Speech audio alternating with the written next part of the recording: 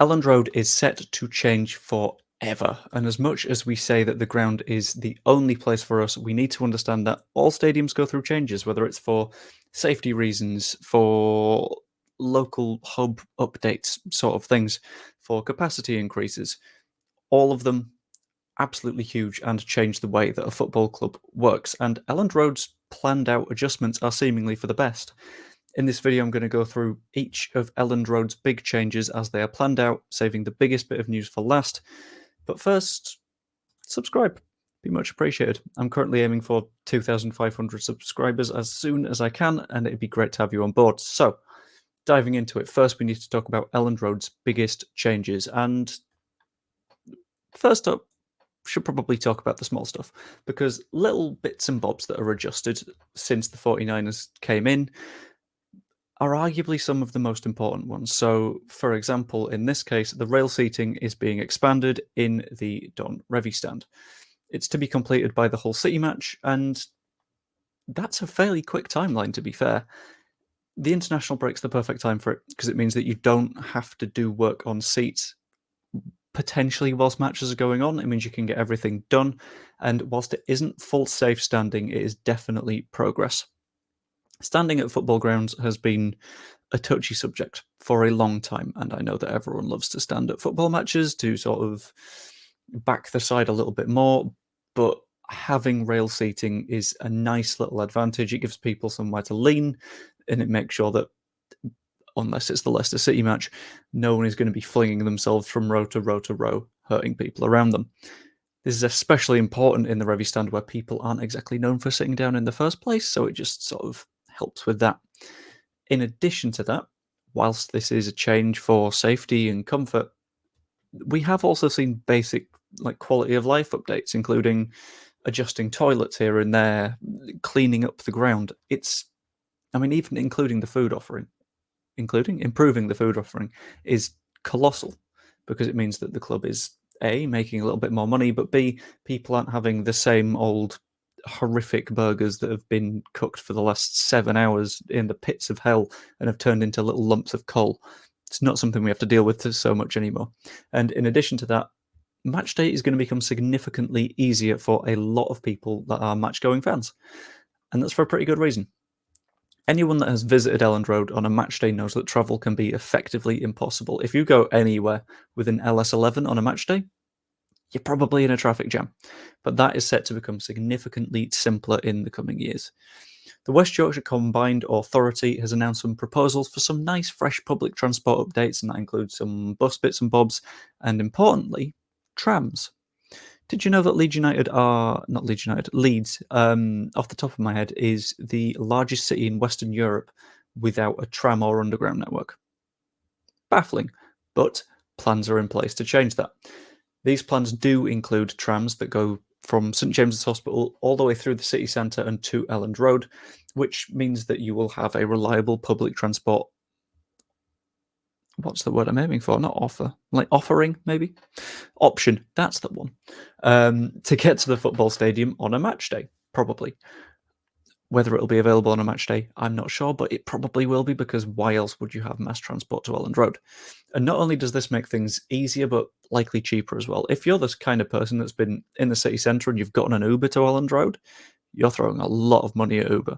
Whereas a tram, consistent pricing, tickets cost what tickets cost. There's very rarely surge pricing, and it's just better for the wallet. And in addition to that, it's far better for the environment too. Fewer cars chucking themselves at Elland Road, and the traffic jams will be significantly lessened because more people know they've got a reliable way of getting to and from the ground on a match day.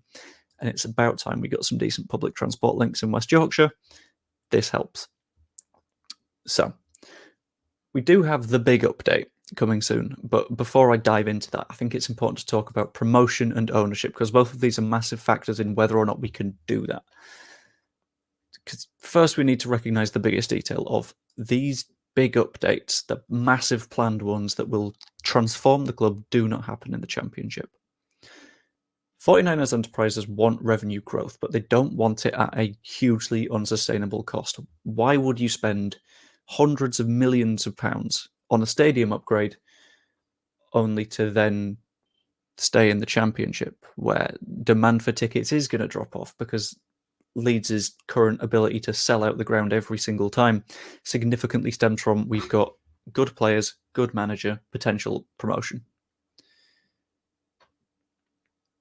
When those go, if we don't go up and lose some key players, and the chance of getting promotion goes down a bit, you're going to lose a lot of demand for tickets, which means that the revenue growth eventually won't be there, and you've thrown a lot of money at what isn't going to grow, which is why these changes will only happen in the Premier League. But thankfully, the club have appointed Murray Eisenberg, who is responsible for the Levi Stadium move, as the COO, which means that clearly there is a commitment to that stadium development, to that growth, to making sure that the club is able to expand and improve, which is fantastic.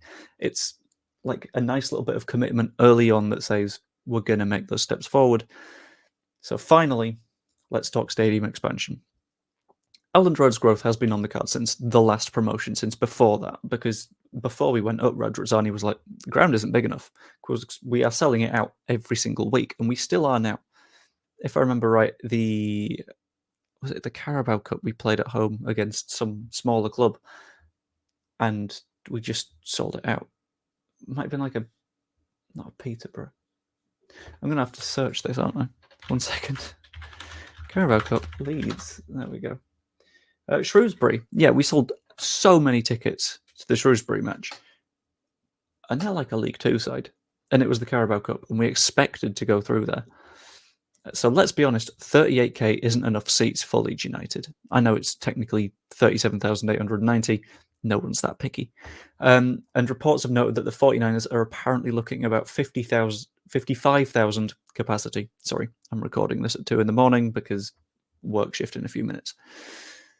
And not only is this just theory stuff, like it felt like it was with Andrea Radrizzani, but Phil Hay has noted that Leeds are known to have spoken with at least one major architectural firm about redeveloping the ground. This means that there is actually progress this time. It's not just, well, we'll do some pitches to various like council boards and we'll get planning permission. This is actually, right, okay, we're in discussion, this will go forwards. And the fact it's the 49ers that have experience in stadium development tells me that they know the route to this. They know how to get from a current, let's be honest, slightly ramshackle Elland Road to actual professional football stadium that will earn significantly more for the club. And it's very clear that the stadium development is a top priority, but what does it all mean? Yes, we might have some more seats, but does that really matter? Yes, quite a lot. If we do go up and we are able to fill those seats, the first advantage that we get is significant boosts in matchday revenue. You're selling, rather than 38,000 tickets, 55,000, which is brilliant. And in addition to that, you've got that 55,000 that are also going to buy drinks, they're going to buy snacks, they're going to potentially nip into the club shop. And that helps even further with the matchday revenues, which means dealing with PSR stuff is far simpler. Leeds, in terms of revenue in general, a couple of seasons ago were top 20 in the world, I think, but so much of that was TV revenue that if you take that out, the club slumps a bit because we don't have a ground the size of the Stadium of Light or St James's Park, because the ground isn't big enough to sort of sustain that Premier League revenue on its own. We could push even higher if the ground is bigger, and the club will effectively be able to compete on a financial front. There won't be so much, well, we'll hit PSR limits, so we can't offer this player these wages, so we're out of the conversation.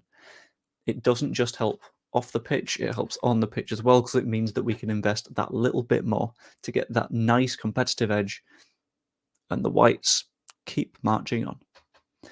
Anyway, hope you enjoyed the video. Let me know what you think in the comments down below. Like, subscribe, all that good stuff, and I will see you later.